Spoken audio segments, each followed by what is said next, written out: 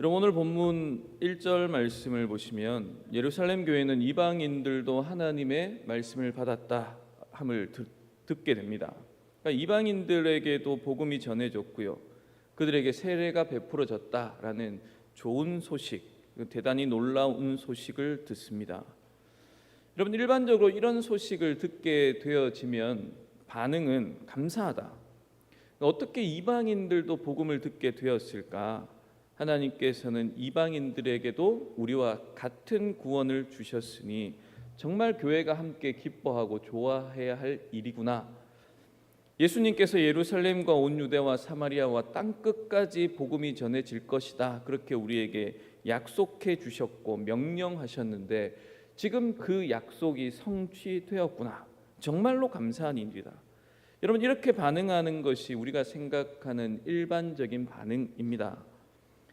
그런데 여러분, 교회의 역사를 쭉 돌아보면 어떤 교회든지 교회가 처해 있는 상황과 형편, 그것으로 인한 제약들을 가지고 있는데요, 지금 생각하면 별로 문제가 되어지지 않는 일입니다만 사실 우리도 한 20-30년 전만 해도 심각한 문제들이었던 것, 그런 것들이 있지 않습니까? 예를 들어 지금은 교회마다 찬양을 할 때 드럼 치는 게 전혀 이상한 일이 아닙니다만 제가 고등학교 때에 교회 본당에 드럼을 놓았다가 장로님들이 노발대발해서 지하 중고등부 예배실로 옮겨졌던 그런 일들이 있습니다. 본당에 드럼을 놓을 수 없던 이유가 있죠.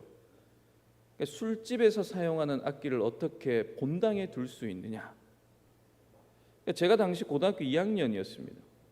장로님들께 제가 물었던 질문이 이런 질문이에요. 색소폰도 술집에서 사용할 테고 고급 술집에는 피아노도 있을 텐데 왜 피아노는 괜찮고 색소폰으로 특송하는 건 괜찮은데 드럼은 안 되냐?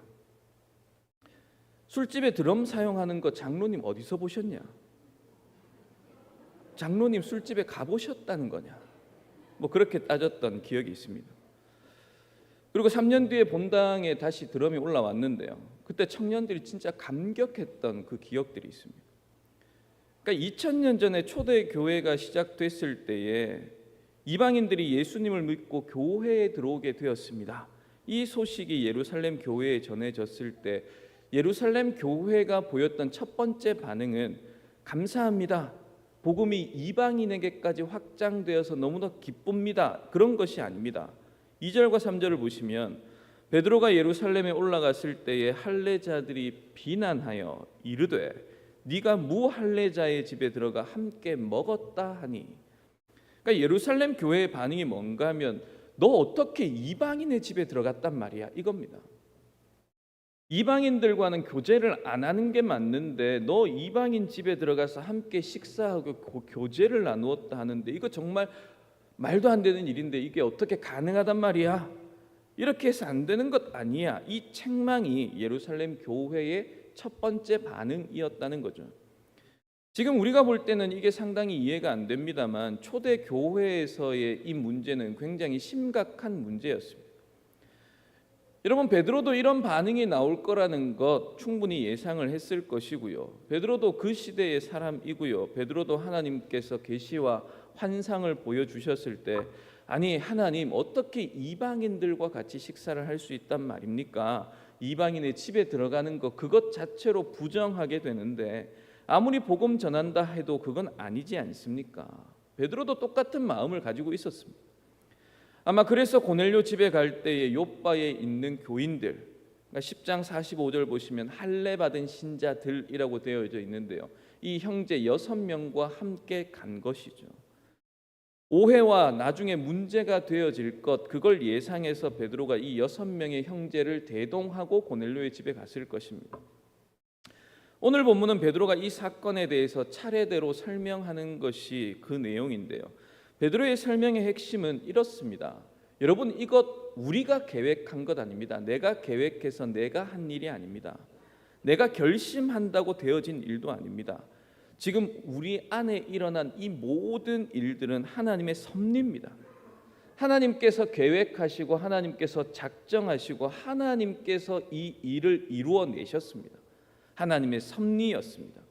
하나님께서 이렇게 하겠다고 하는데 내가 무엇이기에 도대체 그 하나님의 뜻에 거역할 수 있단 말입니까?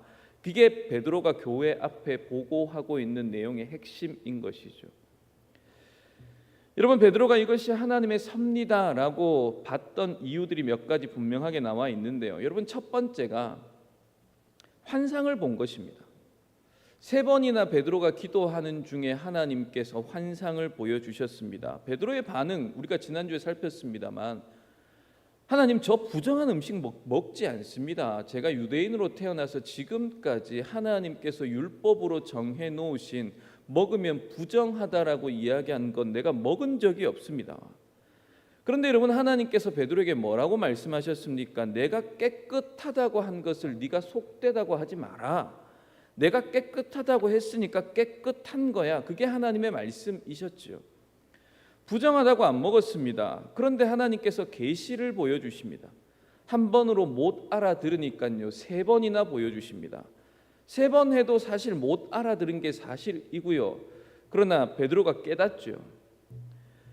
여러분, 베드로에게 똑같은 환상을 3번이나 반복해 준 것은 하나님의 이 뜻이 틀림없는 하나님의 뜻이라는 것을 베드로에게 말하고 있는 것입니다. 의심할 필요가 없다. 지금 그렇게 베드로에게 말씀해 주고 계시는 거죠. 베드로가 두 번째로 하나님의 섭리라고 믿을 수밖에 없는 일은 그 환상과 계시를 보고 있는 그 순간에 고넬료가 보낸 사람들이 베드로의 집에 도착해서 문을 두드린 것입니다. 공교롭게도 하필이면 그때에, 여러분 성경의 표현을 보면 사도행전 10장 17인데요. 마침 고넬료가 보낸 사람들이 시몬의 집을 찾아 문 밖에 서서, 그러니까 고넬료가 보낸 사람이 그때에, 마침 그때에 베드로의 집에 와서 문을 두드린 것입니다. 여러분, 고넬료에게 그 전날 오후 3시에 천사가 나타났지 않습니까? 그리고는 고넬료에게 사람들을 욥바로 보내서 베드로라 하는 시몬을 청하라, 그 말을 들었습니다. 고넬료는 그 말을 듣자마자 3명을 보냅니다. 믿을 만한 사람 3명을 보내는데요. 이 사람들이 가이사랴에서 욥바로 향합니다.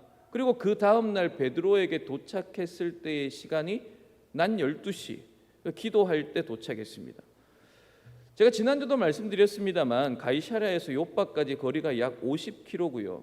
당시 50km는 사람이 걸어서 하루가 걸리는 거리입니다. 당시 성경을 읽는 사람들이 그렇지, 가이사랴에서 전날 오후 3시에 출발했으면 욥바에 그쯤 낮 12시쯤 충분히 도착하겠네, 그렇게 할 수 있는 시간이라는 거예요. 그 사람들의 이야기를 듣고 베드로가 그 사람들과 함께 자고 그 다음 날 가이사랴로 다시 향합니다. 출발하는 가운데 이야기를 했겠죠. 그리고 가는 길에 하룻밤을 자고 그 다음 날에 가이사랴에 도착해서 고넬료를 만납니다. 고넬료의 이야기를 들어보니 이거는 정말 하나님께서 계획하시고 하나님의 섭리하심이 너무도 확실합니다. 나를 어떻게 알고 도대체 불렀습니까? 제가 기도하고 있는데 천사가 나타났습니다. 제가 오후 3시쯤에 기도하는 습관이 있는데 천사가 나타나서 저에게 욥바에 베드로라 하는 시몬이 있으니 그 시몬을 청하라라는 계시를 주셨습니다. 여러분 잘 생각해 보십시오. 고넬료가 보낸 사람들이 베드로를 찾아옵니다. 하룻밤을 머뭅니다. 그리고 베드로와 형제들, 그리고 고넬료가 보낸 사람들 총 10명인데요. 이 10명이 다시 가이사랴로 갑니다. 고넬료의 집에 도착했습니다. 10장 29절에 보면 베드로가 물어요. 무슨 일로 나를 불렀습니까? 그러니까 베드로는 지금 자신이 왜 가야 되는지를 모르고 간 겁니다. 왜 가야 되는지는 잘 모르겠는데 어쨌든 부르니까 가는 거죠. 22절에 당신을 그 집으로 청하여 말을 들으려 한다라는 것을 들었습니다만, 그러니까 고넬료가 보내서 온 3사람도, 베드로에게 온 3사람도 이 베드로를 무엇 때문에 부르는지는 모릅니다.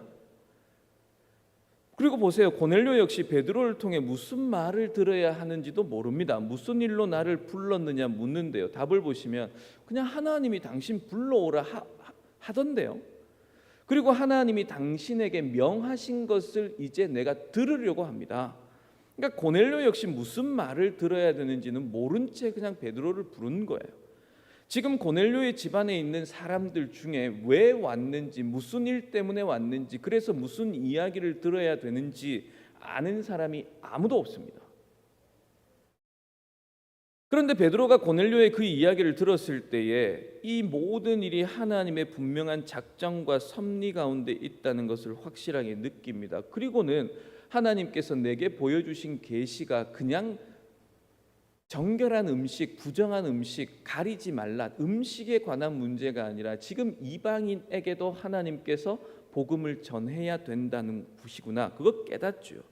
하나님은 유대인이냐 이방인이냐 그것 따지지 않으시구나. 더 이상 외적인 기준, 아브라함의 후손인지 할례를 받았는지 성전에서 제사를 드리는지 회당에 참석하는지 그런 것 따지면서 사람을 부르는 것이 아니구나. 하나님께서는 이제 그 모든 걸 폐하시고 부르고 계시는구나. 그러면서 복음을 전하는 겁니다.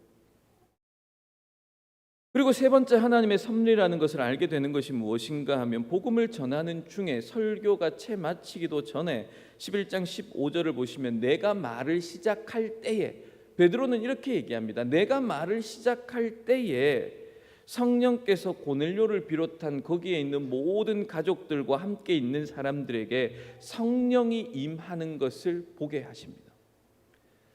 베드로가 이거는 진짜 하나님이 하시는 일이야. 하나님께서 계획하셨고 하나님께서 작정하신 대로 하나님의 섭리 안에서 일어나는 일이야. 그렇게 인정할 수밖에 없는 일이 일어난 것이죠. 내가 설교를 다 마치고 그 설교를 다 알아듣고 이제 궁금한 것 다 질문하고 난 이후에 이제 내가 이해할 수 있겠습니다. 그러니 내가 예수를 믿겠습니다. 이렇게 된 게 아니라 복음이 무엇인지 전하고 복음을 전하는 것이 마치기도 전에 내가 예수님을 믿겠습니다라고 말하는데 그 예수님을 믿겠습니다라고 말하기 전에 무슨 일이 일어났는가 하면 성령께서 이미 임하셨습니다. 그걸 베드로가 눈으로 본 거죠.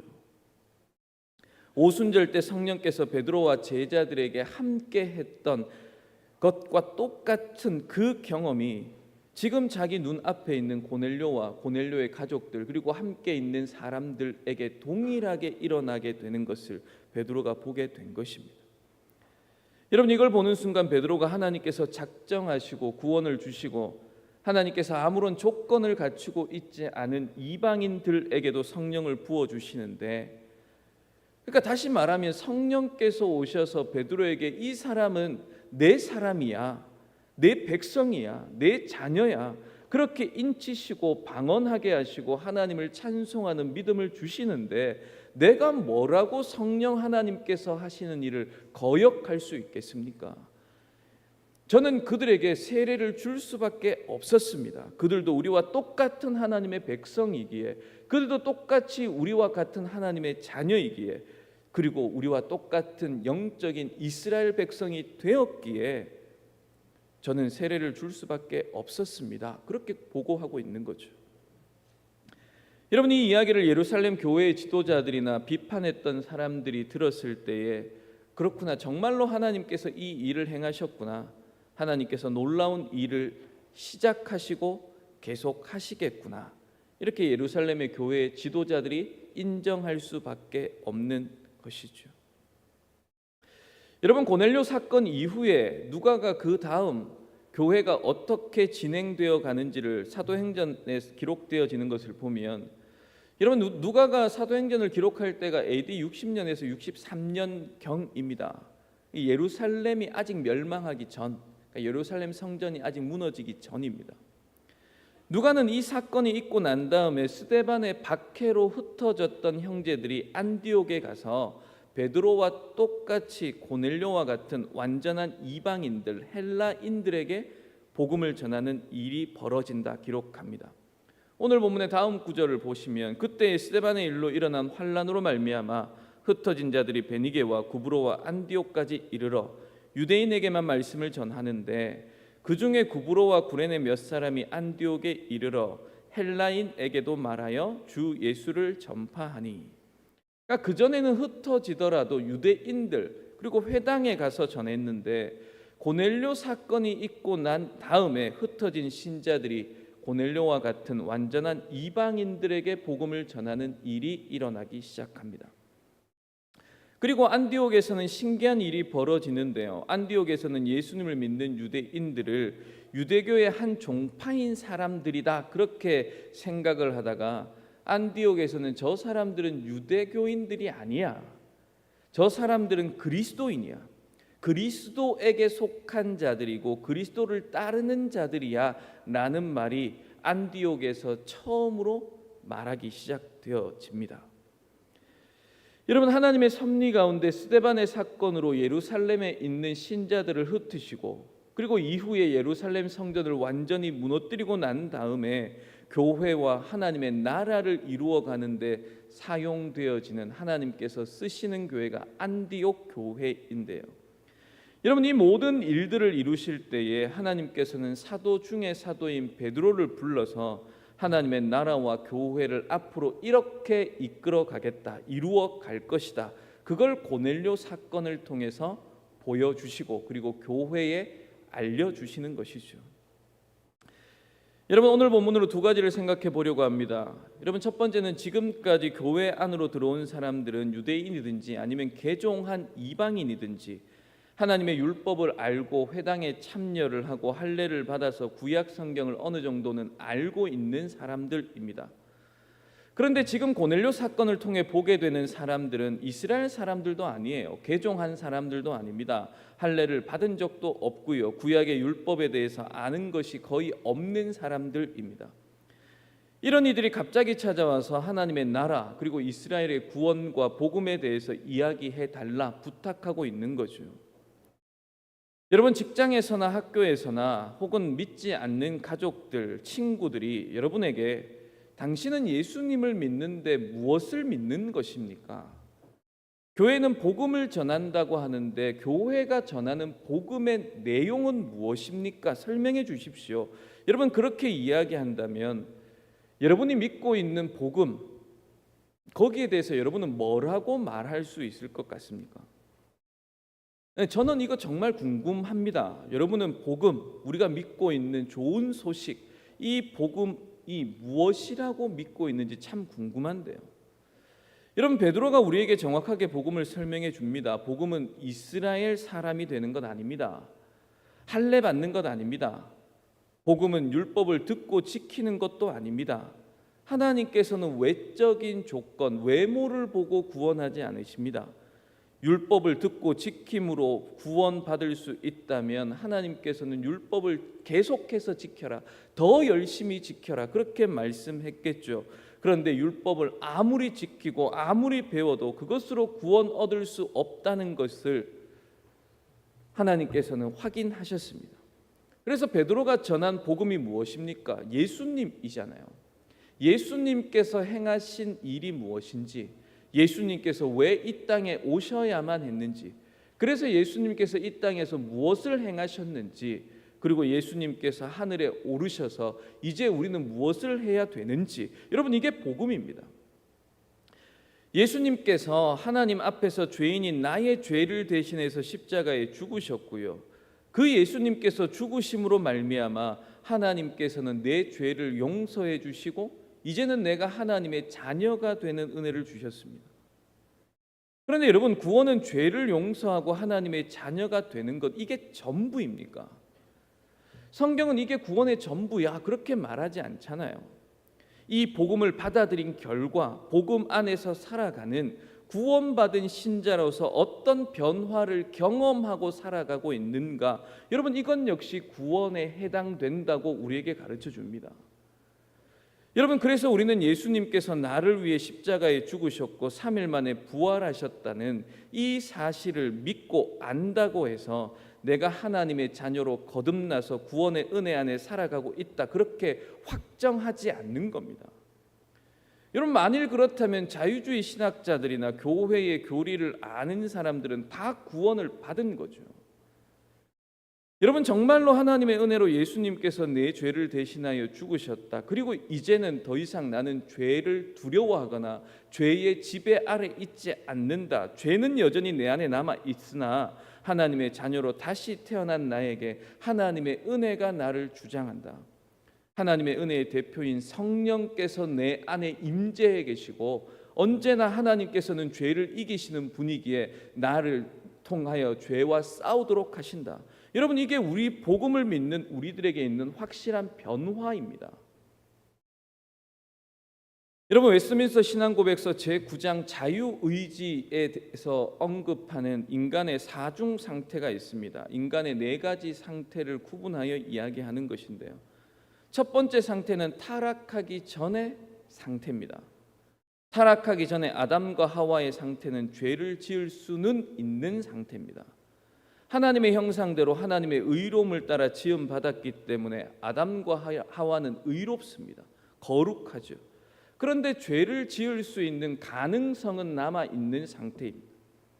이 가능성으로 말미암아 아담과 하와는 죄를 지을 수 있는 가능성도 있습니다만 하나님의 형상대로 창조되었기 때문에 오히려 죄를 짓지 않으므로 생명나무의 영원한 생명에 이르도록 창조되었고 그 능력을 가지고 있습니다. 두 번째는요, 아담과 하와가 타락하고 난 다음에 타락한 우리의 상태입니다. 타락한 상태에 있는 우리는 죄를 짓지 않을 수 없는 상태입니다. 죄를 안 짓고 싶은데 안 지을 수 없는 상태에 빠져 있는 거죠.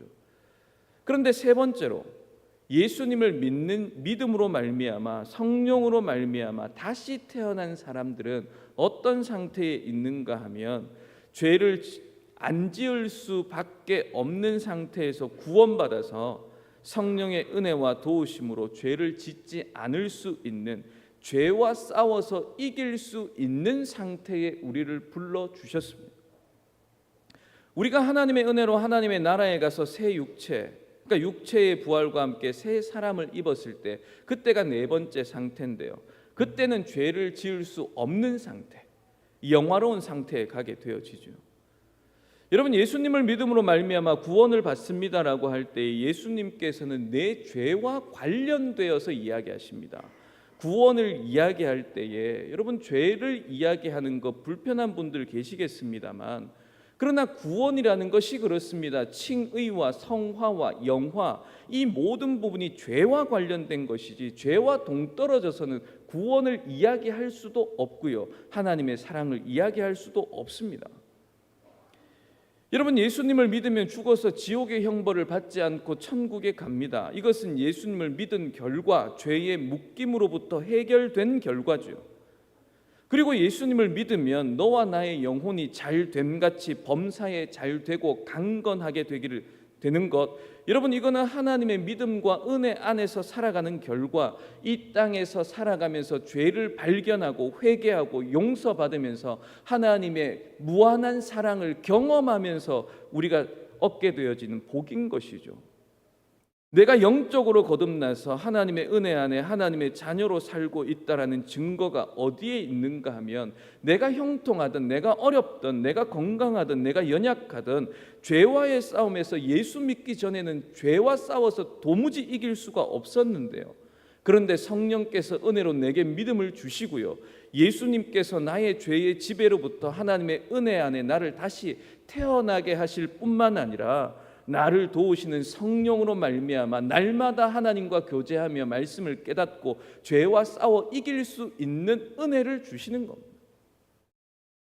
여러분, 그래서 내가 구원을 받았는지 안 받았는지, 내가 예수님을 믿는 살아있는 믿음을 가지고 있는지 없는지를 보실 때에는 하나님 앞에서 나를 돌아볼 때에 이전에 나를 강하게 주장하고 있던 죄의 세력에서부터 성령의 도우심으로 말미암아 얼마나 죄와 싸우려는 의지를 가지고 있는지, 그리고 죄와 싸워 이기고 있는지, 내 힘과 결심으로는 도무지 죄를 이길 수 없지만 말씀을 통해 죄를 깨닫고 회개했더니 하나님께서 능히 그 죄에 대해서 이기게 하신다, 그 은혜를 구하며 살아가는 것, 그렇게 날마다 하나님의 나라를 조금씩 맛보며 살아가는 것, 여러분, 그게 내가 살아있는 믿음을 가졌구나를 확인할 수 있는 이 땅에서 유일한 길입니다. 여러분, 고넬료 사건을 통해서 성경에서 말씀하고 있는 중요한 것이 하나님의 섭리이지 않습니까? 하나님께서 섭리하시는 일은 특별한 일뿐 아니라 우리가 보기에는 사소해 보이는 일, 우리의 일상의 삶에서 하나님께서는 언제나 우리에게 섭리해 주시고 간섭하십니다.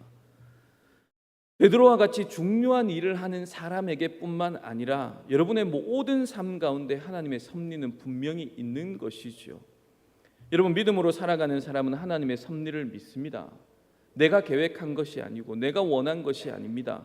그러나 우리의 생활 속에 많은 해프닝들이 있지 않습니까? 이러한 저런 일들로 어려움을 겪고요, 환난도 겪습니다. 난관에 부딪힐 때도 많습니다. 그런데 이 모든 일들이 나를 향하신 하나님의 섭리와 은혜 안에 있다는 것을 우리는 믿지 않습니까? 그 믿음을 가지고 여러분이 지금 어떤 상황과 어떤 환경에 있다 할지라도 이런 환경, 이런 상황, 이런 난관과 어려움 앞에 두신 그 하나님께서 이것을 통해 내게 섭리하시는 것은 무엇인가? 하나님께서 이걸 통해 내게 뭘 원하고 계시는가? 하나님께서 이걸 통해서 내게는 무엇을 회개하라고 말씀하고 계시는가? 하나님께서 이걸 통해 내게 더 어떤 구원의 성취를 이루어 가실까? 여러분, 이것 항상 믿고 바라보면서 하나님의 뜻이 내 남은 삶을 통해서 하나님 이루어지기를 정말로 바랍니다. 그렇게 믿음으로 기도하며 살아가는 것이 성도의 삶인 것이다.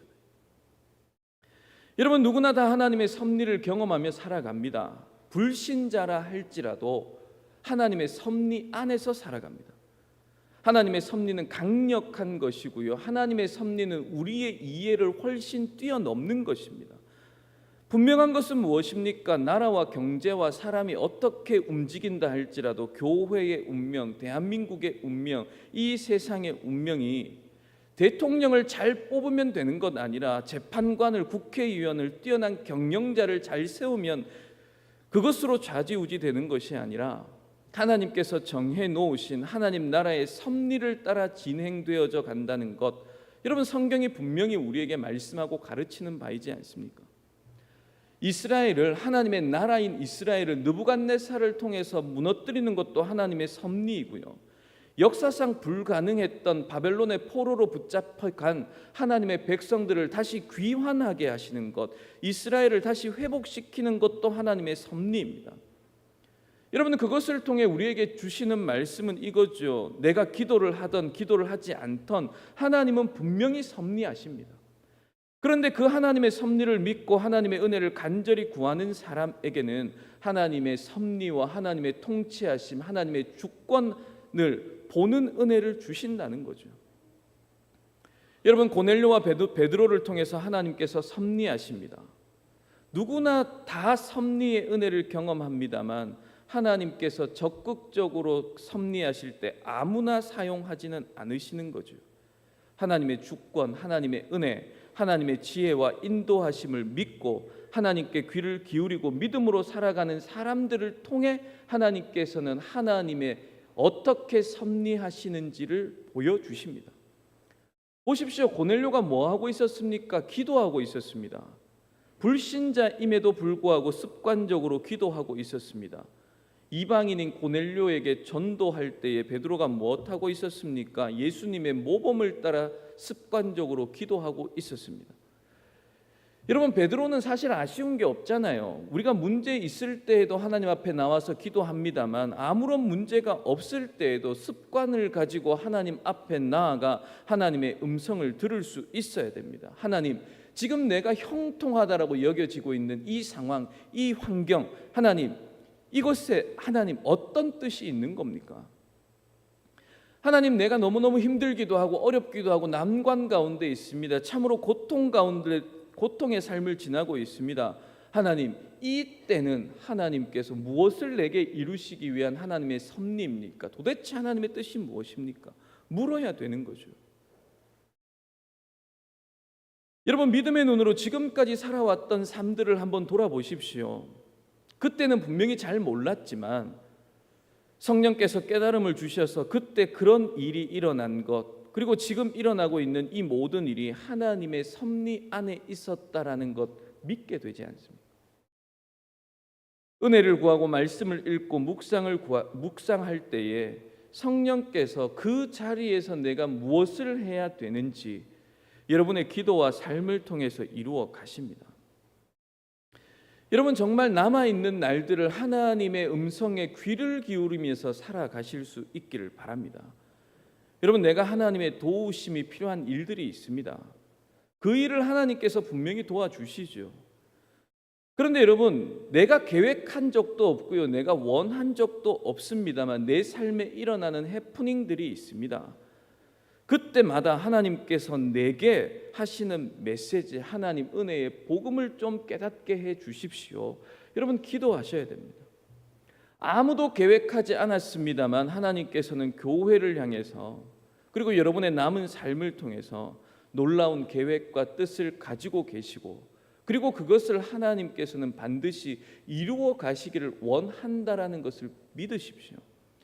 그런데 문제는 무엇입니까? 그 하나님의 뜻, 하나님의 섭리를 이루어 가실 때에 내가 쓰임 받고 싶은지, 나를 통해 하나님의 뜻이 이루어지고 하나님의 나라가 확장되어지는지, 그리고 하나님의 뜻이, 하나님의 섭리가 이루어질 때 그것이 하나님의 뜻인지 하나님의 섭리인지를 아실 수 있어야 되지 않겠습니까? 여러분 그래서 날마다 기도하셔야 됩니다. 제가 계속해서 말씀드립니다만 날마다 기도의 시간을 정해놓고 기도하셔야 됩니다. 하나님의 말씀도 보셔야 됩니다. 여러분 하나님이 고넬료와 같이 환상 중에 나타나서 야 어디 가면 누가 있으니 그 사람 귀인이다, 그 사람 만나면 좋은 말 해줄 테니까 그 말 듣고 이렇게 해라, 그렇게 해주시지 않습니다. 지금은 성경이 다 완성되어 있지 않습니까? 하나님의 계시의 말씀이 성경이 우리 손에 들려 있습니다. 이제 더 이상 하나님께서는 그런 방식이 아니라 하나님의 말씀, 주신 계시의 말씀을 깨닫는 방식을 통해서 우리에게 말씀하십니다. 그러면 여러분 말씀을 보셔야죠. 그리고 하나님 이 계시의 말씀이 무슨 뜻인지, 하나님 이 자리에서 나를 두신 이 환경과 이 상황 가운데서 하나님 내게 원하시는 뜻이 무엇이며 하나님 어떤 섭리 가운데 나를 여기 두셨습니까? 물으셔야죠. 여러분 하나님께서는 그렇게 묻고 하나님께 기도하는 자를 사용하셔서 하나님의 뜻을 이루어 가십니다. 지금도 그렇게 하십니다. 여러분 주님께 습관적으로 나아가십시오. 하나님과 날마다 교제하십시오. 그렇게 남은 날들을 살아가시며 하나님의 뜻을 이루시고 하나님의 섭리 앞에 함께 기뻐하는 진목교회 성도 여러분 되기를 주님의